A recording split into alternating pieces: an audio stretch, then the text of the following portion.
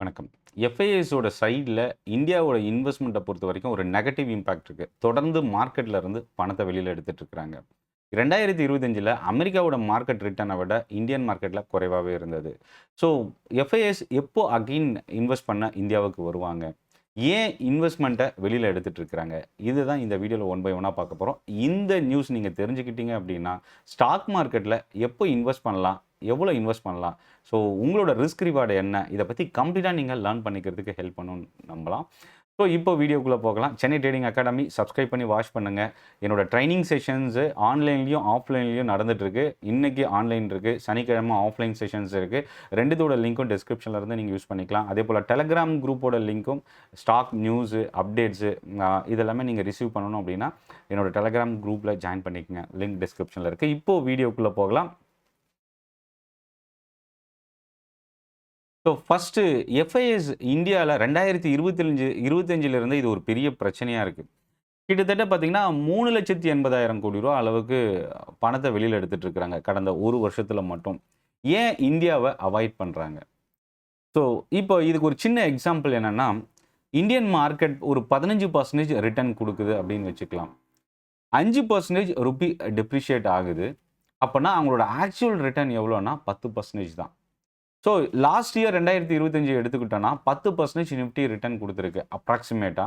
இதில ருப்பியோட fall Nifty return 10%, ருப்பியோட fall வந்து ஒரு 3-4% வச்சுக்கிட்டா, அவங்களுக்கு பெரிய ரிட்டர்னே இல்ல அப்படின்னு சொல்லலாம். ஸோ அப்ப என்னன்னா, இந்தியால இன்வெஸ்ட் பண்றது அவங்களுக்கு பெரிய அளவுக்கு சப்போர்ட் பண்ணல அப்படின்னு சொல்லலாம். அதுக்கு மெயின் ரீசன் ருப்பியோட ஃபால்.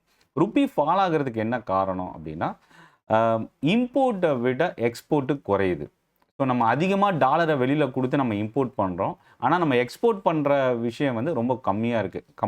இது வந்து ஒரு ட்ரேட் டெபிசிட் அப்படின்னு சொல்லுவோம். இது ஒரு காரணம். 2வது எஃப்ஐஎஸ் வந்து தொடர்ந்து மார்க்கெட்ல இருந்து பணத்த வெளியில எடுத்துட்டு இருக்காங்க. கிட்டத்தட்ட 14 வருஷத்தோட லோ எஃப்ஐஎஸோட ஓனர்ஷிப் இந்தியன் மார்க்கெட்ல இருக்கு.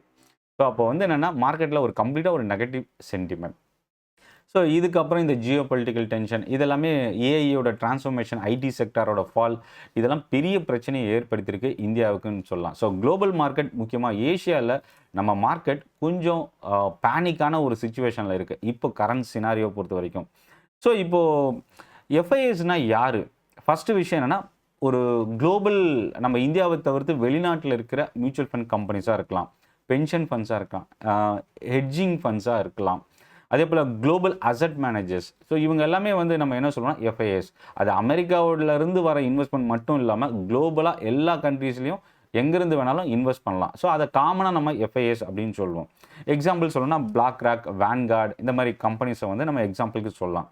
ஸோ அப்போது எவ்வளோ பணம் வெளியில் போயிருக்கு?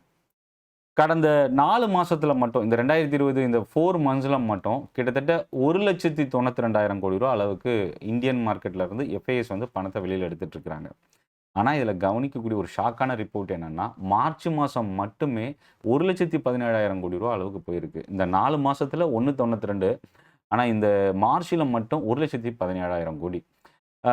இது ஓவராலா கடந்த 1 வருஷத்துல பார்த்தீங்கன்னா, ரூ. 3,80,000 அளவுக்கு பணத்த வெளியில எடுத்திருக்கிறாங்க. இப்போ ரியல் ஸ்டோரிக்கு வரலாம். இந்த பணம் எங்க போகுது? ஃபர்ஸ்ட் விஷயம் என்னன்னா, நார்மலா எஃப்ஐஎஸ் அதாவது ஒரு இன்வெஸ்டார் இன்ஸ்டிடியூஷனல் இன்வெஸ்டார் வெளிநாட்ல நான் இன்வெஸ்ட் பண்ணணும் அப்படின்னா, ஃபர்ஸ்ட் விஷயம் என்ன சூஸ் பண்ணுவாங்கன்னா, எந்த கண்ட்ரில இன்வெஸ்ட் பண்ணணும்? எந்த கண்ட்ரில இன்வெஸ்ட் பண்ணா பெட்டரான ரிட்டர்ன் கிடைக்கும்? இதுதான் யோசிப்பாங்க. அதே மாதிரி இன்னொரு விஷயம் என்னன்னா, அந்த கண்ட்ரியோட கரன்சி எந்த அளவுக்கு ஸ்ட்ராங்கா இருக்கு. இது ரொம்ப இம்பார்ட்டன்ட். ஸோ அப்போ என்னன்னா, market growth, overall economic growth, market growth, கரன்சியோட ஸ்ட்ரெங்தன். இது 3 விஷயம் தான் ஃபாரின் இன்வெஸ்டர்ஸ அட்ராக்ட் பண்ணக்கூடிய விஷயம். இப்போ இந்தியன் மார்க்கெட்லேருந்து வெளியில போன பணம் தைவான் செமிகண்டக்டர் சிப்ஸ் ரிலேட்டட் இன்வெஸ்ட்மெண்ட்ல போயிருக்கு. South Korea memory chips, tech இன்ஃப்ரால போயிருக்கு. Japan equipment makers, America AI software leaders இதெல்லாமே வந்து பார்த்தீங்கன்னா, பெனிஃபிட்டா இன்வெஸ்ட்மெண்ட் அதிகமாக இருக்கு. இந்த நம்ம இந்தியாவிலேருந்து வெளியில போயிருக்கு அப்படின்னு நம்ம ஒரு பக்கம் சொன்னாலும், இன்னொரு பக்கம் இன்ஃப்ளோ ஆயிருக்கு இந்த மாதிரி இண்டஸ்ட்ரீஸில். ஸோ நெக்ஸ்ட் பிக் க்ரோத் எங்கே இருக்குது அப்படின்னா, ஏஐல தான் அதிகமான இன்வெஸ்ட்மெண்ட். அதே போல் டேட்டா சென்டர்ஸில் அதிகமான இன்வெஸ்ட்மெண்ட் உள்ள வருது. இப்போ இதனால இந்தியாவுக்கு என்ன பாதிப்பு? ஐடி செக்டாருக்கு தான் இது மேஜர் ஒரு இஷ்யூவா இருக்கிறதுக்கு சான்சஸ் இருக்கு. ஆனா இன்னொரு பக்கம் ருப்பி ஃபால் ஆகுறது, ஐடி இண்டஸ்ட்ரிக்கு நம்ம முக்கியமாக வெளிநாட்டிலிருந்து பிஸ்னஸ் பண்ணக்கூடிய இங்கே இந்தியன் கம்பெனிஸ்க்கு இது பெனிஃபிஷியல் தான். ஏன்னா எக்ஸ்போர்ட் கம்பெனிஸ், இந்தியாவிலேருந்து எக்ஸ்போர்ட் பண்ணக்கூடிய கம்பெனிஸ்க்கு ருப்பி ஃபால் ஆகிறது பெனிஃபிட். ஒரு பக்கம் பெனிஃபிட்டாக இருந்தாலும் இண்டஸ்ட்ரி க்ரோத் வந்து பெரிய அளவுக்கு ஸ்ட்ரகிள் ஆகிருக்கு இந்த ஏஐ டிரான்ஸ்ஃபர்மேஷனால். ஸோ இதெல்லாமே மேஜர் ரீசன். இன்னொரு விஷயம் என்னென்னா, எஃப்ஐஎஸ் வந்து பணத்தை தொடர்ந்து வெளியில் எடுத்ததுக்கு இன்னொரு காரணம் என்ன சொல்லப்படுது, எஸ்டிடி வந்து ஹை பண்ணியிருக்கிறாங்க. அது இன்னொரு ரீசனாக பார்க்கலாம். ஸோ இந்த மார்க்கெட்டுக்கான சப்போர்ட் பெரிய அளவுக்கு இல்லாமல் போனது, ருப்பியோட ஃபால், ட்ரேட் டெபிசிட், இம்போர்ட் அதிகமாக இன்க்ரீஸ் ஆகிட்டு இருக்கிறது, க்ரூட் ஆயிலோட ப்ரைஸ் இன்க்ரீஸ் ஆகிறதும் இன்னொரு காரணமாக பார்க்கலாம். இதெல்லாமே பெரிய அளவுக்கு ஒரு நெகட்டிவ் சென்டிமெண்ட்டை இந்தியாவில் க்ரியேட் பண்ணியிருக்கு. இப்போது விஷயத்துக்கு வரலாம். எஃப்ஐஎஸ் இந்த அளவுக்கு பணத்தை வெளியில் எடுத்தும் நம்ம மார்க்கெட் ஏன் இன்னும் ஃபால் ஆகலை, ஏன் சஸ்டெயின் ஆகுது அப்படின்னா, அதுக்கு first reason DIS, domestic institutional investors.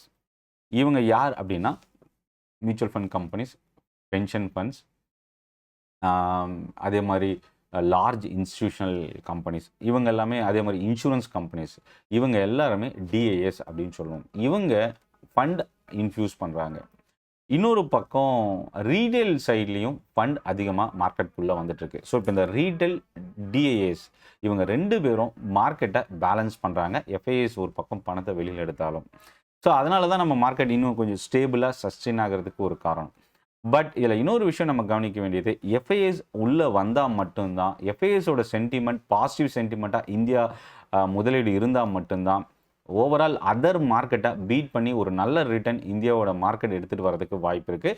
அதுக்கு ஒரு நல்ல எக்ஸாம்பிள் சொல்லணும்னா 2025 சொல்லலாம். ஏஷியாவில் ஒஸ்ட் பர்ஃபார்மிங் மார்க்கெட்டாக இந்தியா இருந்தது. அதுக்கு மெயின் ரீசன் கரன்சியோட ஃபால் ஒரு மெயின் ரீசனாக பார்க்கலாம். இப்போது ரீட்டைல் ட்ரேடர்ஸ், இன்வெஸ்டர்ஸ் என்ன பண்ணலாம்? குவாலிட்டியான கம்பெனிஸ் நம்ம ஃபோக்கஸ் பண்ணணும். இல்லை இடிஎஃப், அதாவது பெஞ்ச்மார்க் இண்டெக்ஸோட இடிஎஃப் நம்ம ஃபோக்கஸ் பண்ணலாம். டைவர்சிஃபைடு இன்வெஸ்ட்மெண்ட் சூஸ் பண்ணலாம்.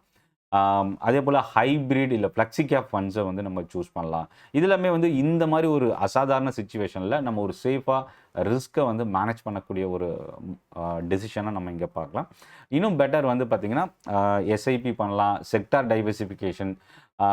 மேஜராக நம்ம அவாய்ட் பண்ணக்கூடிய விஷயம் அப்படின்னா, ஸ்பெசிஃபிக்காக ஒரு சில ஸ்டாக்ஸில் மட்டும் அதிகமான இன்வெஸ்ட்மெண்ட்டை அவாய்ட் பண்ணணும்.